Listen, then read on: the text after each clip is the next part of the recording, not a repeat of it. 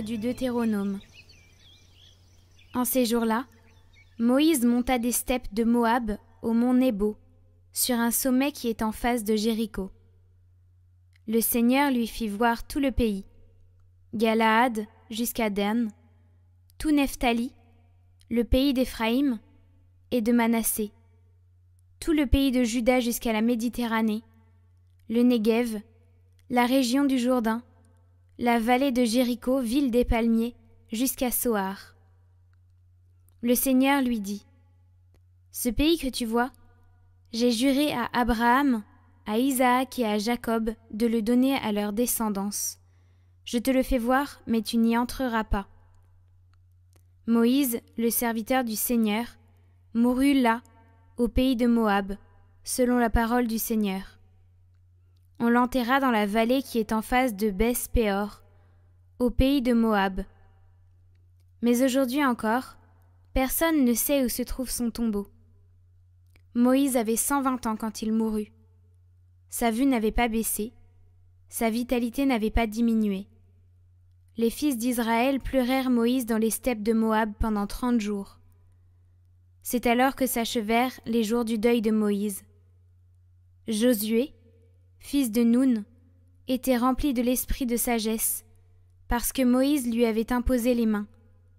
Les fils d'Israël lui obéirent, ils firent ce que le Seigneur avait prescrit à Moïse. Il ne s'est plus levé en Israël un prophète comme Moïse, lui que le Seigneur rencontrait face à face. Que de signes et de prodiges le Seigneur l'avait envoyé accomplir en Égypte, devant Pharaon, tous ses serviteurs et tout son pays. Avec quelle main puissante, quel pouvoir redoutable Moïse avait agi aux yeux de tout Israël.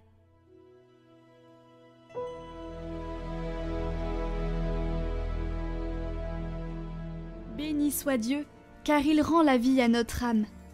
Acclamez Dieu toute la terre, fêtez la gloire de son nom. Glorifiez-le en célébrant sa louange. Dites à Dieu que tes actions sont redoutables. Venez et voyez les hauts faits de Dieu, ses exploits redoutables pour les fils des hommes. Peuple, bénissez notre Dieu, faites retentir sa louange. Venez, écoutez, vous tous qui craignez Dieu. Je vous dirai ce qu'il a fait pour mon âme. Quand je poussais vers lui mon cri, ma bouche faisait déjà son éloge.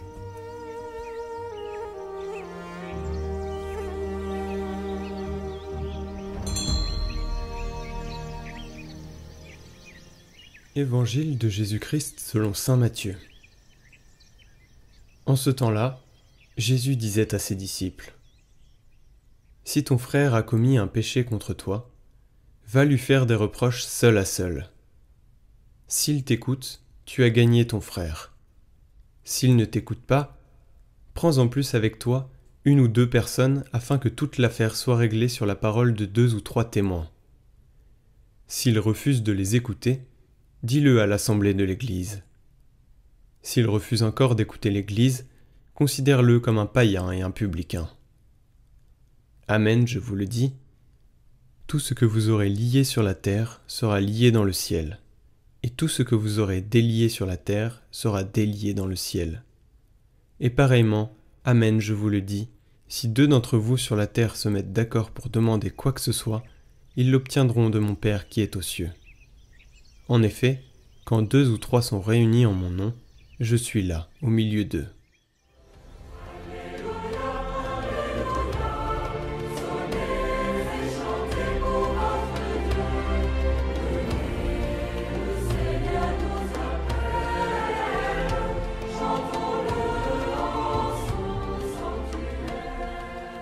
Chers frères et sœurs, c'est Dieu qui le premier nous a aimés en nous envoyant son Fils nous rendre la vie.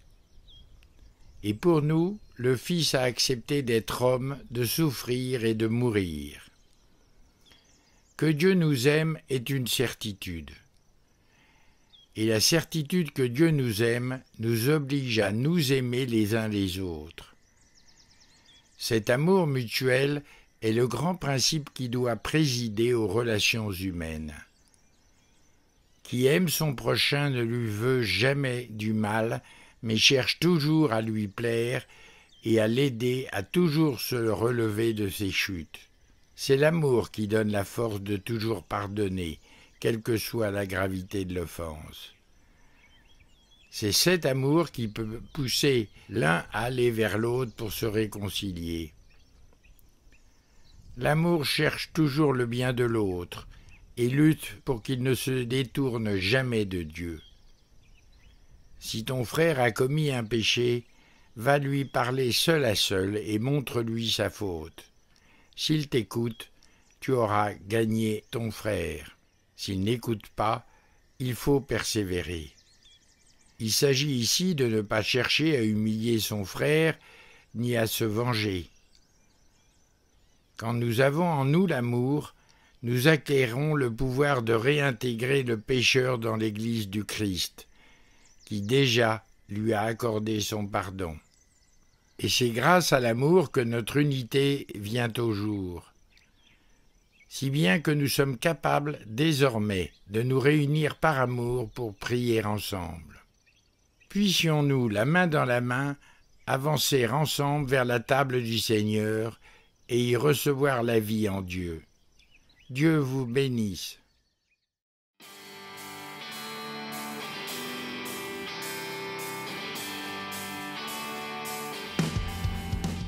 En avril 2021, on perd un premier membre de notre famille et en mai 2021, on va en perdre 3. Donc la première personne qui décède en mai, c'est mon grand-père. À ce moment-là, je suis à Lille en études. On m'a un peu caché qu'il allait mal pour que je puisse préparer mon concours. Et ce jour-là, j'ai dans le cœur, quelques minutes avant qu'on m'appelle pour annoncer son décès, que je n'avais pas prié pour ceux qui allaient mourir aujourd'hui. Et du coup, je me mets en prière. Et dans ce temps de prière, je me dis, mais Céline, imagine on t'appelle et on te dit que papy est mort. Et moi, je me dis, c'est pas possible, j'ai vu il y a 3 semaines, ça va.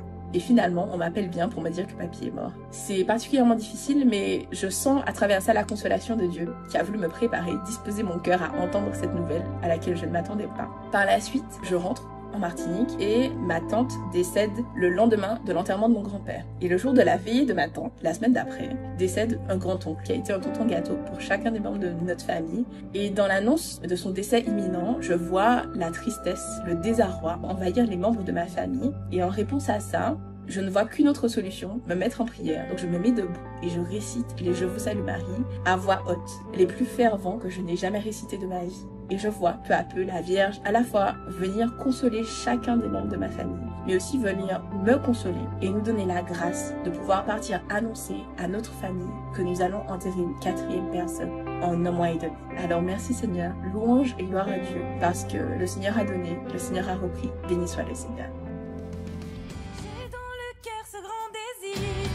Habiter dans ta maison tous les jours de ma vie. Ta grâce est venue.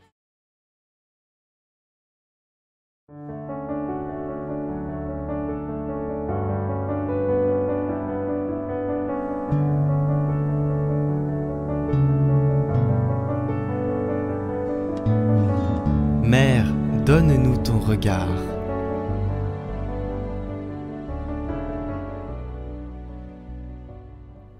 Au nom du Père, du Fils et du Saint-Esprit.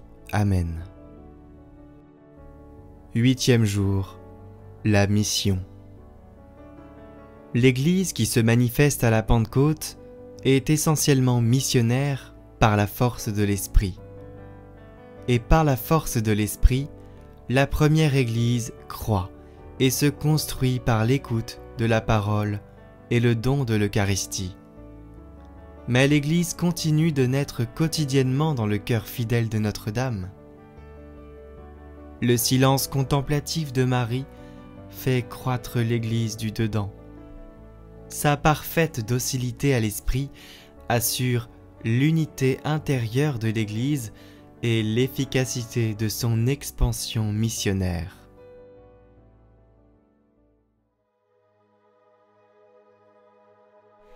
Par ton esprit de liberté, Seigneur, tu as transformé les apôtres. Par l'intercession de Notre-Dame, répands ce même esprit sur ton Église en prière. Devant le monde, qu'elle soit ici et maintenant le signe d'une liberté nouvelle. Par Jésus le Christ notre Seigneur, qui vit pour les siècles des siècles.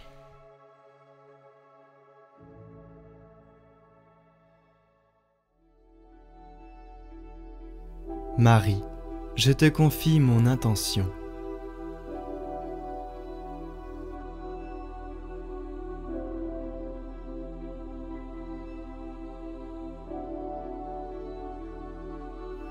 Je te confie aussi la prière de mes frères et sœurs qui te prient à mes côtés avec cette neuvaine. Je te confie leurs intentions. Que la charité, l'espérance et la foi emplissent leur cœur et leur vie.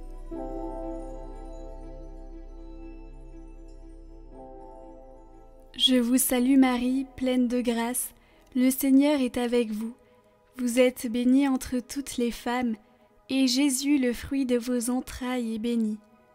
Sainte Marie, Mère de Dieu, priez pour nous pauvres pécheurs, maintenant et à l'heure de notre mort. Amen. Je vous salue Marie, pleine de grâce, le Seigneur est avec vous. Vous êtes bénie entre toutes les femmes, et Jésus, le fruit de vos entrailles, est béni. Sainte Marie, Mère de Dieu, priez pour nous pauvres pécheurs, maintenant et à l'heure de notre mort. Amen. Je vous salue Marie, pleine de grâce, le Seigneur est avec vous. Vous êtes bénie entre toutes les femmes, et Jésus, le fruit de vos entrailles, est béni. Sainte Marie, Mère de Dieu, priez pour nous pauvres pécheurs, maintenant et à l'heure de notre mort. Amen. Je vous salue Marie, pleine de grâce, le Seigneur est avec vous. Vous êtes bénie entre toutes les femmes, et Jésus, le fruit de vos entrailles, est béni. Sainte Marie, Mère de Dieu, priez pour nous pauvres pécheurs, maintenant et à l'heure de notre mort. Amen. Je vous salue Marie, pleine de grâce, le Seigneur est avec vous. Vous êtes bénie entre toutes les femmes, et Jésus, le fruit de vos entrailles, est béni. Sainte Marie, Mère de Dieu, priez pour nous pauvres pécheurs, maintenant et à l'heure de notre mort. Amen. Je vous salue Marie, pleine de grâce, le Seigneur est avec vous. Vous êtes bénie entre toutes les femmes, et Jésus, le fruit de vos entrailles, est béni. Sainte Marie, Mère de Dieu, priez pour nous pauvres pécheurs, maintenant et à l'heure de notre mort. Amen. Je vous salue Marie, pleine de grâce, le Seigneur est avec vous. Vous êtes bénie entre toutes les femmes, et Jésus, le fruit de vos entrailles, est béni. Sainte Marie, Mère de Dieu, priez pour nous pauvres pécheurs, maintenant et à l'heure de notre mort. Amen. Je vous salue Marie, pleine de grâce, le Seigneur est avec vous. Vous êtes bénie entre toutes les femmes, et Jésus, le fruit de vos entrailles, est béni. Sainte Marie, Mère de Dieu, priez pour nous pauvres pécheurs, maintenant et à l'heure de notre mort. Amen. Je vous salue Marie, pleine de grâce, le Seigneur est avec vous. Vous êtes bénie entre toutes les femmes, et Jésus, le fruit de vos entrailles, est béni. Sainte Marie, Mère de Dieu, priez pour nous pauvres pécheurs, maintenant et à l'heure de notre mort. Amen. Je vous salue Marie, pleine de grâce, le Seigneur est avec vous. Vous êtes bénie entre toutes les femmes, et Jésus, le fruit de vos entrailles, est béni. Sainte Marie, Mère de Dieu, priez pour nous pauvres pécheurs, maintenant et à l'heure de notre mort. Amen. Gloire au Père et au Fils et au Saint-Esprit, comme il était au commencement, maintenant et pour les siècles des siècles. Amen.